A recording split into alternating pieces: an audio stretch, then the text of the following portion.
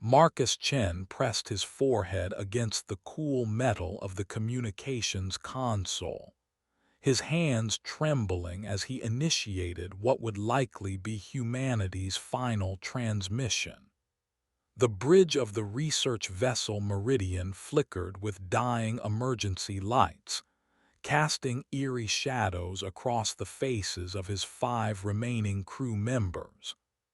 Outside the reinforced viewport, the swirling purple nebula that had trapped them for 3 weeks continued its deadly dance, slowly draining their ship's power with each passing hour. This is Commander Marcus Chen of the Terran research vessel Meridian, broadcasting on all emergency frequencies. He spoke into the transmitter, his voice steady despite the fear gnawing at his chest. "We are stranded in the Kepler 442 system, coordinates 127.4 by 89.7, requesting immediate assistance. Our hyperdrive is offline, life support failing, and we have maybe 48 hours before." He paused, swallowing hard. "Before we join the countless other ships that have disappeared in this sector." Dr. Elena Rodriguez, the team's xenobiologist, looked up from her console where she'd been desperately trying to repair their failing atmospheric processors. Her dark eyes met Marcus's, and he saw his own resignation reflected there. They both knew the statistics. No ship that had entered this region of space in the past decade had ever returned. The locals called it the graveyard of ambitions, a place where the arrogant species of the galaxy learned the hard way that some mysteries were better left unsolved. Lieutenant Jake Morrison, barely 25 and fresh out of the Terran Academy, continued working frantically at the engineering station. "Commander, I'm reading massive gravitational anomalies throughout this entire sector. It's like space itself is angry." His voice cracked slightly on the last word, betraying his youth and inexperience with genuine mortal danger. The response to their distress call came faster than anyone expected. The communication array crackled to life with an incoming transmission, but the voice that emerged wasn't human. It was melodic, almost musical, with an underlying harmony that suggested multiple vocal cords working in unison. The universal translator struggled for a moment before settling on standard Galactic. "Terran vessel Meridian, this is Navigation Prime Zythara of the Celestial Harmony Coalition. We have received your distress call and are surprised. Your species rarely ventures into the deep dark sectors. We can provide assistance, but there will be terms to discuss." The alien's tone carried an odd mixture of curiosity and something that might have been amusement. Marcus exchanged glances with his crew.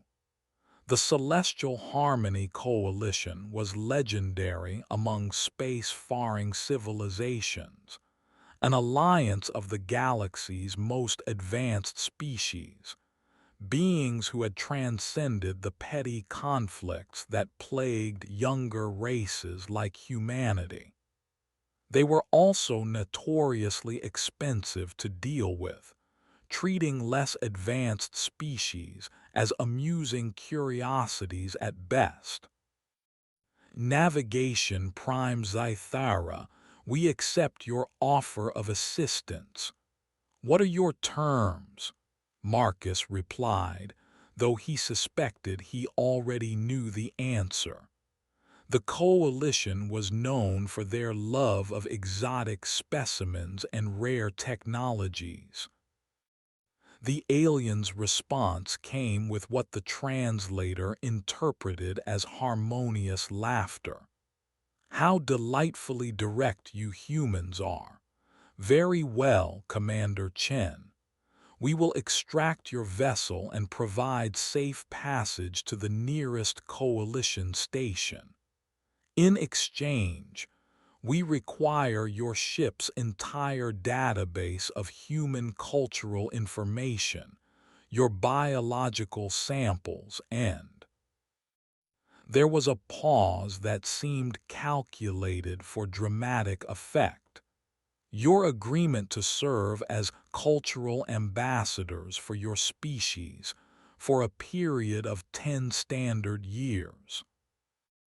Dr. Sarah Kim, their cultural anthropologist, nearly choked on her emergency ration. 10 years. That's essentially slavery with extra steps. Commander, we can't. "We accept," Marcus cut her off, his voice firm. The shocked looks from his crew didn't deter him. "Dr. Kim, we're dead if we stay here. 10 years of service is better than 10 minutes of vacuum exposure." Within hours, their scanners detected the approach of something that defied every principle of physics Marcus thought he understood.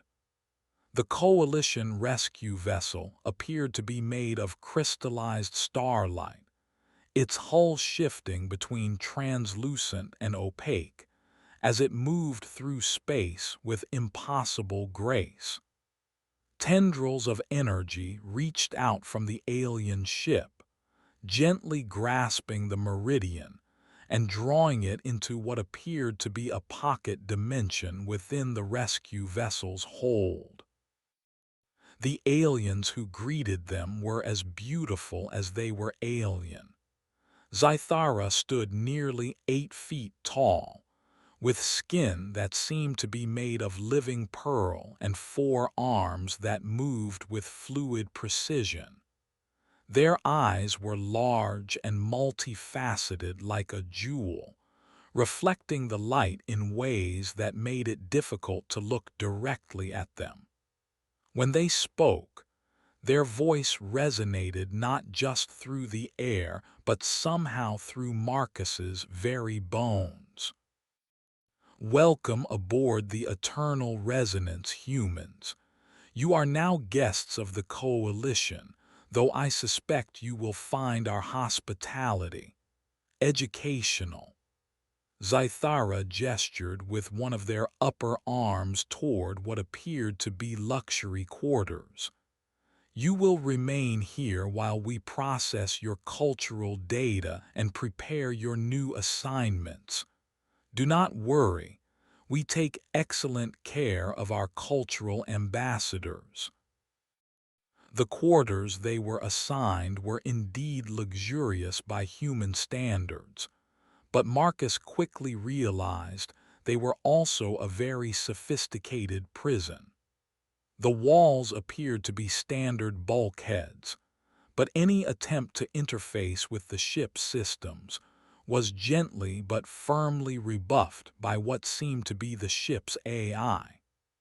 Their personal communicators were upgraded with Coalition technology that provided instant translation, but also, Marcus suspected, comprehensive monitoring of every word they spoke.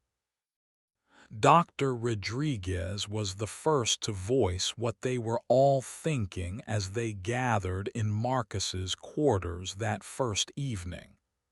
"We've made a deal with the devil, haven't we?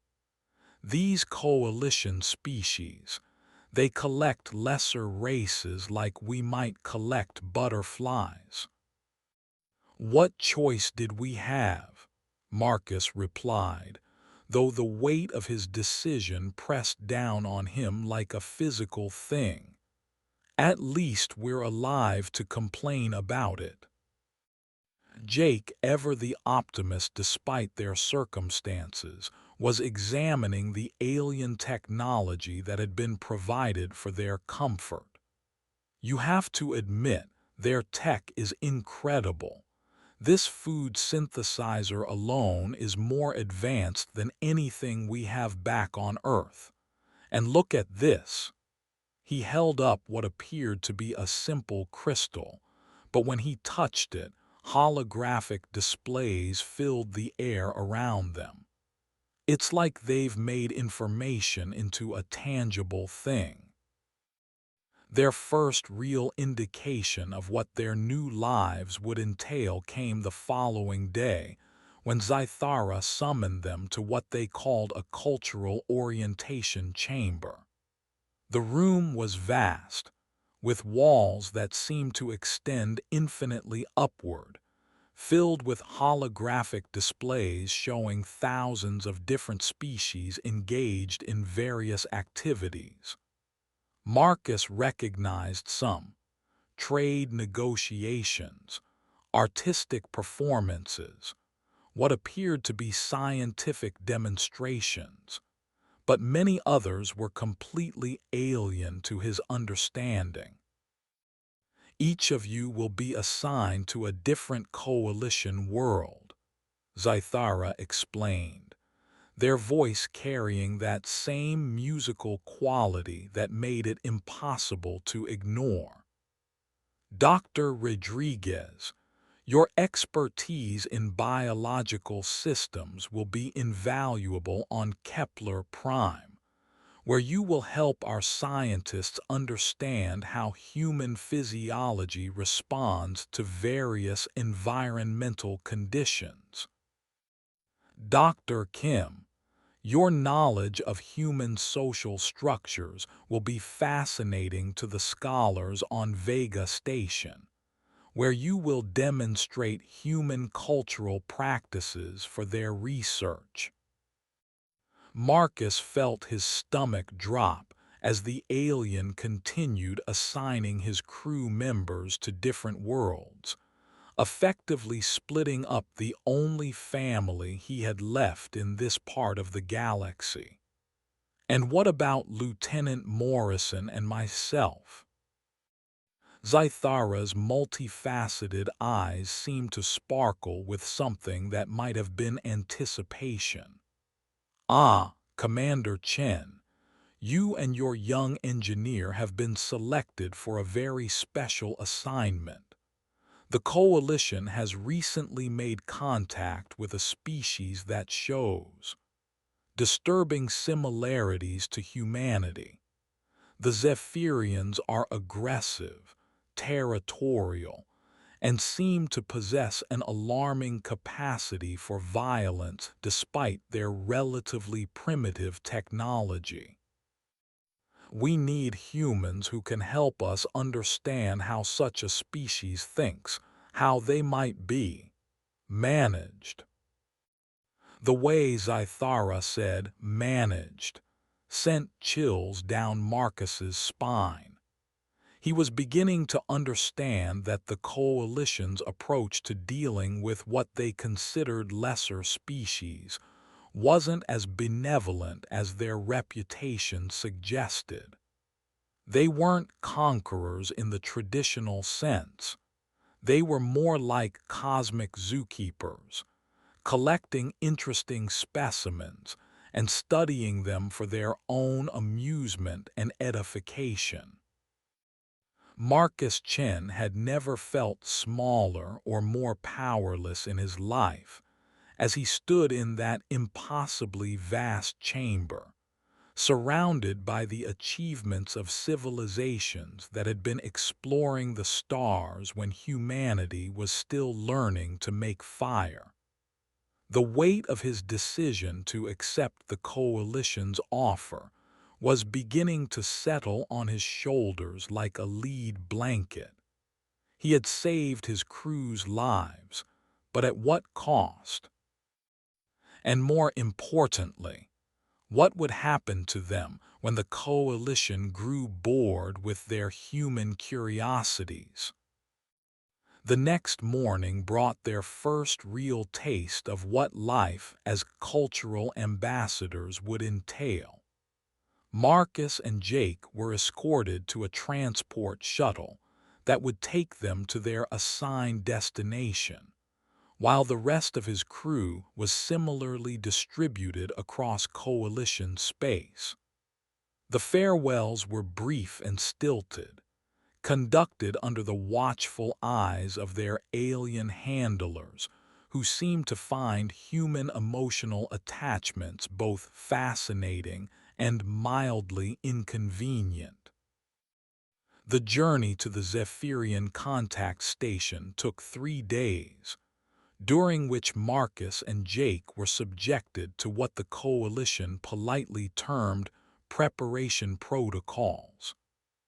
This involved having their memories selectively accessed and copied by alien technology that felt like ice water flowing through their brains, psychological evaluations that seemed to probe deeper than should have been possible, and worst of all, biological modifications that would allow them to survive in the Zephyrian homeworld's atmosphere.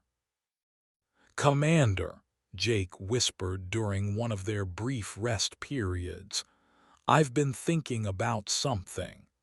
Why would the Coalition need us to understand the Zephyrians? I mean, they've got technology that can read our minds, reshape our bodies, and apparently bend space-time to their will. What could humans possibly offer that they don't already have?"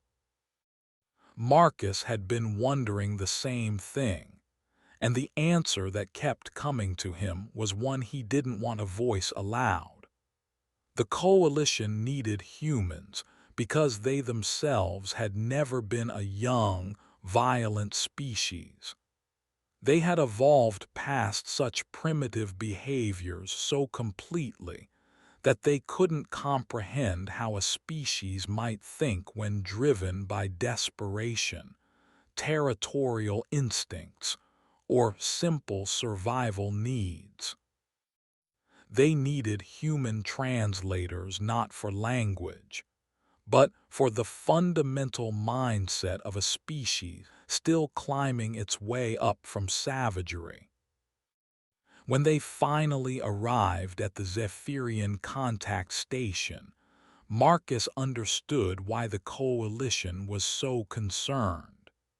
The station itself was a marvel of alien engineering, a crystalline structure that seemed to grow organically from the surface of a small moon, but it was surrounded by the wreckage of dozens of ships. Some were clearly Coalition vessels, their elegant curves now twisted and broken. Others appeared to be of Zephyrian design, crude, angular things that looked more like weapons than spacecraft, but weapons that had clearly been effective against Coalition technology. Navigation Prime Zythara met them at the airlock, but for the first time since Marcus had met them, the alien seemed less than completely confident. "The situation here has become complicated, Commander Chen. The Zephyrians have proven to be more resourceful than our initial assessments suggested. They have taken several of our cultural research teams hostage and are making demands that we find difficult to comprehend." They were escorted through corridors lined with what appeared to be works of art from 100 different species, sculptures, paintings, musical instruments, and things that defied classification. Marcus realized this wasn't just a contact station. It was a museum of conquered cultures, and humanity was about to become the newest exhibit. The briefing room they were led to contained a large holographic display showing the Zephyrian homeworld.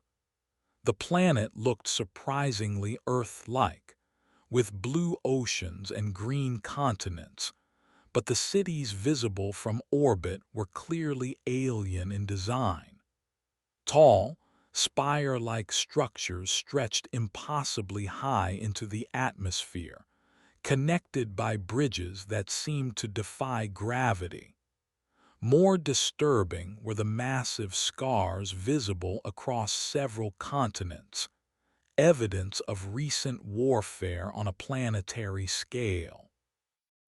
The Zephyrians have been engaged in global conflict for approximately 50 of their years, Zythara explained, manipulating the holographic display to show detailed images of the devastation.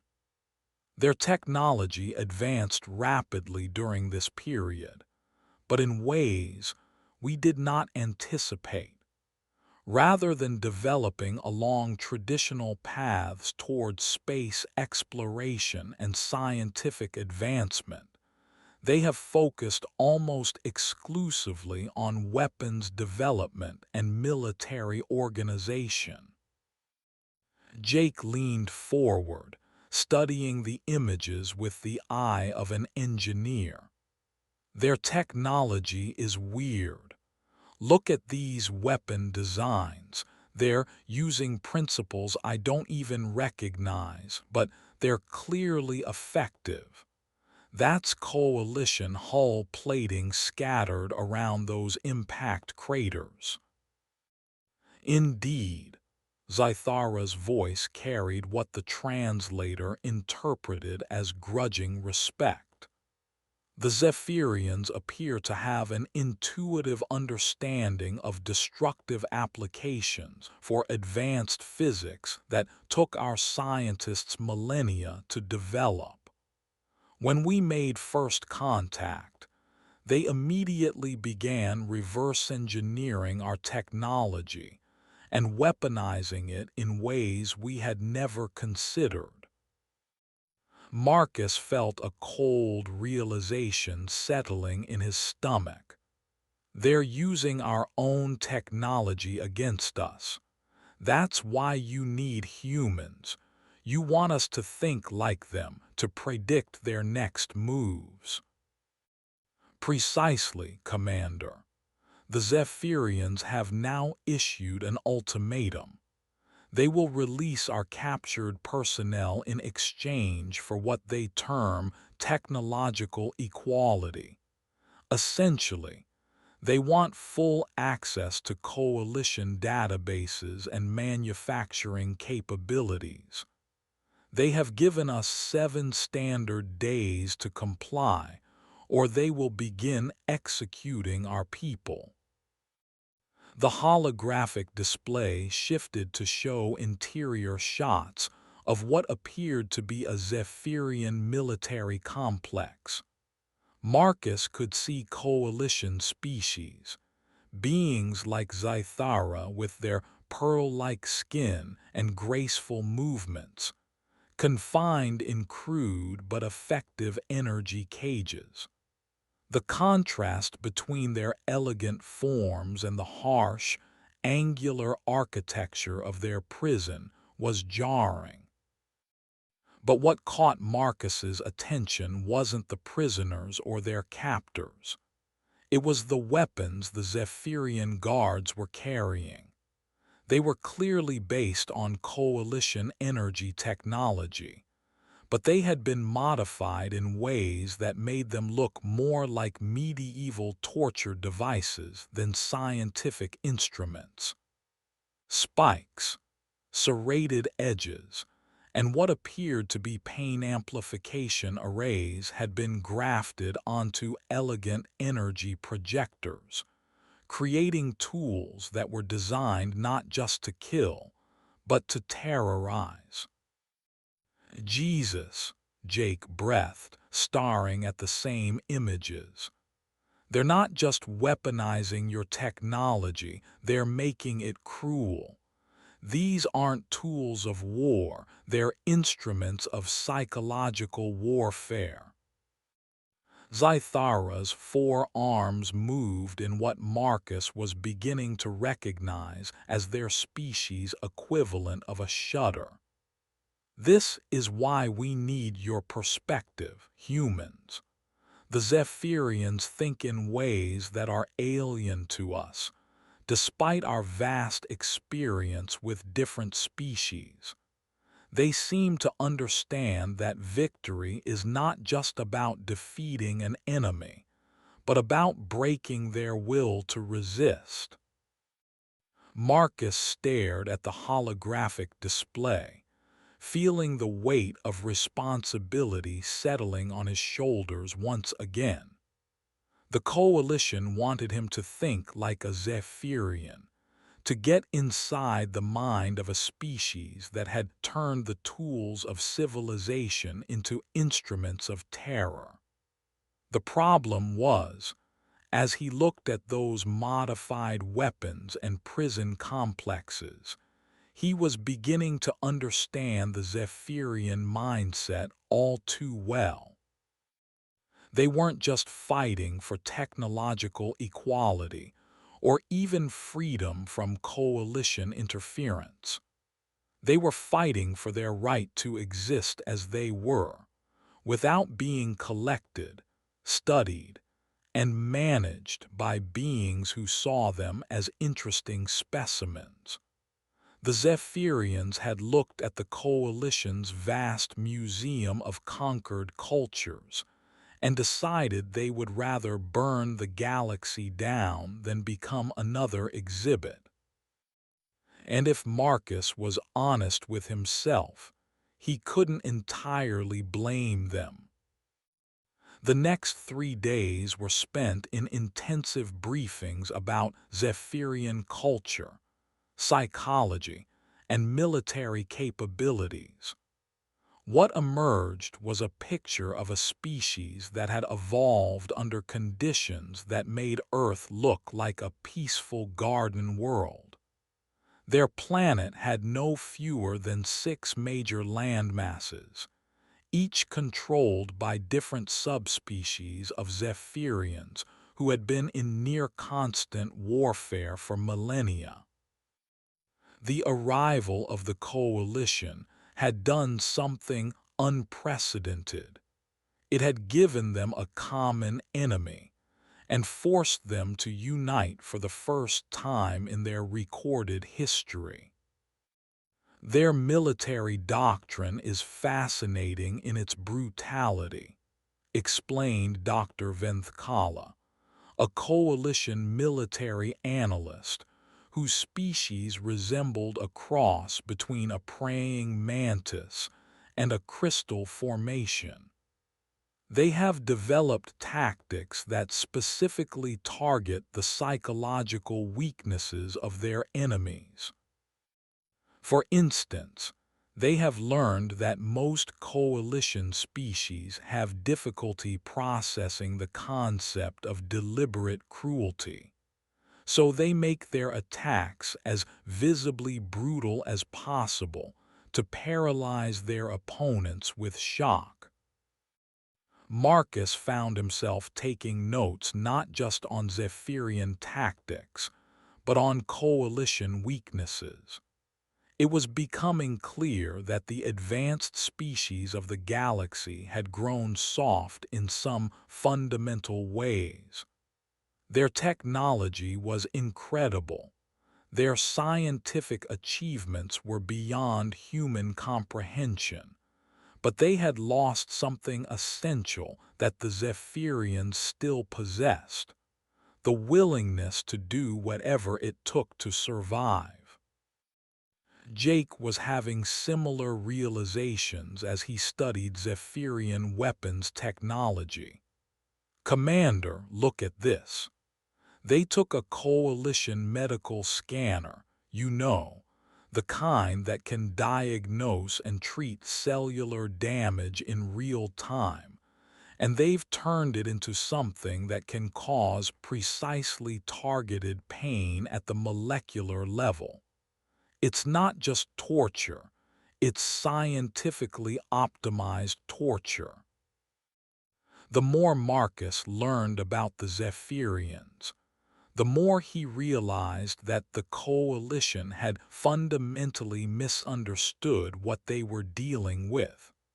This wasn't a species that could be managed or collected like the others. The Zephyrians were what humanity might have become if they had been forced to fight for their survival against impossible odds for thousands of years. On the fourth day, everything changed. The coalition received a new transmission from the Zephyrian homeworld, but this one wasn't directed at their captors. It was aimed specifically at the human cultural ambassadors, and it was broadcast on old-style radio frequencies that only a species with Earth's technological history would think to monitor. Marcus and Jake found themselves suddenly at the center of a crisis that went far beyond a simple hostage negotiation. The Zephyrian message was brief and to the point. Humans of the vessel Meridian, we know you are there. We know what the coalition has done to you and your species. We have an offer that might interest you both. Meet us at the coordinates we are transmitting and come alone. Bring no coalition technology and tell no coalition species of this communication. You have 24 of your hours to decide. The coordinates led to a small asteroid in the outer system, far from the coalition station and apparently unguarded. Marcus stared at the message for a long time, feeling the weight of another impossible decision settling on his shoulders. The smart thing to do would be to report the communication to Zythara and let the coalition handle it. But something in the Zephyrian message resonated with him. The implication that humanity was just another victim of coalition management, another species being slowly absorbed into their vast cultural museum. We're going, aren't we? Jake said quietly, reading Marcus's expression. Yeah, Marcus replied, his voice heavy with resignation. We're going. But Jake, you need to understand, if we do this, there's probably no going back. The coalition doesn't strike me as the forgiving type, and we'll be violating the terms of our agreement. Jake was quiet for a moment, then smiled grimly. Commander, I've been thinking about those terms lately. 10 years of service as cultural ambassadors. You know what that really means. We're exhibits in their zoo, just like all those artifacts in their corridors. At least the Zephyrians are offering us a choice. The journey to the asteroid took 6 hours in a small coalition shuttle that Marcus had managed to requisition under the pretext of conducting a cultural observation mission. He had disabled the shuttle's tracking systems, using techniques Jake had learned from studying Zephyrian modifications to coalition technology. But he knew it was only a matter of time before their absence was discovered. The asteroid itself appeared to be a dead rock drifting in space, but as they approached, their sensors detected artificial structures hidden beneath its surface. More importantly, They detected something that made Marcus's heart race with a mixture of hope and terror: human energy signatures. Somehow, there were other humans on this asteroid, and they weren't Coalition prisoners. The docking bay that opened to receive their shuttle was crude but functional, clearly built using a combination of Coalition technology, and something else that Marcus couldn't immediately identify.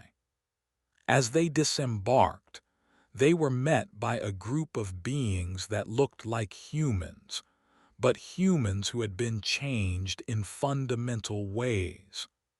They were taller, more muscular, and their eyes held a hardness that spoke of experiences that would have broken most people. Commander Chen, Lieutenant Morrison, the leader of the group, spoke in perfect English, though his voice carried strange harmonics that suggested vocal cord modifications. "My name is Captain David Harrison, formerly of the Terran Deep Space Exploration Corps. Welcome to the last free human settlement in Coalition space." Marcus felt the ground shift beneath his feet as the implications of Harrison's words hit him. Last free human settlement. What happened to Earth? What happened to our colonies? Harrison's expression darkened, and Marcus saw a rage there that burned deeper than anything he'd ever witnessed. "The Coalition happened, Commander. 3 years ago, they made first contact with Earth. They offered the same deal they offered you: technological advancement in exchange for cultural exchange and voluntary service as ambassadors. Our governments, being the short-sighted fools they were, accepted." Jake grabbed Marcus's arm, his face pale. "Are you saying Earth is gone?" "Not gone," Harrison replied, his voice carrying a bitterness that was almost physical. "Managed. The Coalition has turned our entire planet into a nature preserve, with the surviving human population serving as living exhibits of primitive cultural development. Our families, our friends, our entire civilization, all reduced to entertainment for alien tourists who come to watch the quaint humans go about their daily lives in their carefully maintained habitat." Marcus felt rage building in his chest, a fury so intense it made him dizzy. Everything the Coalition had told them, every promise of mutual benefit and cultural exchange, had been lies designed to make humanity complicit in their own enslavement. The Cultural Ambassador program wasn't about diplomacy. It was about training humans to help manage their own species. "But you escaped," Marcus said, fighting to keep his voice steady. Harrison nodded grimly. "Some of us. The Zephyrians aren't the only species that's figured out how to fight back against Coalition management. There's a growing resistance movement spread across the galaxy, made up of species that refuse to become exhibits in the Coalition's Grand Museum of Civilizations. The Zephyrians contacted us because they've learned that humans, when properly motivated, can be just as dangerous as they are." The tour of the asteroid base that followed was both inspiring and terrifying.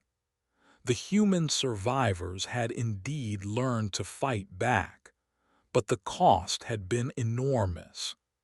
They had modified themselves using a combination of coalition biotechnology and Zephyrian weapons science, turning themselves into something that was no longer entirely human.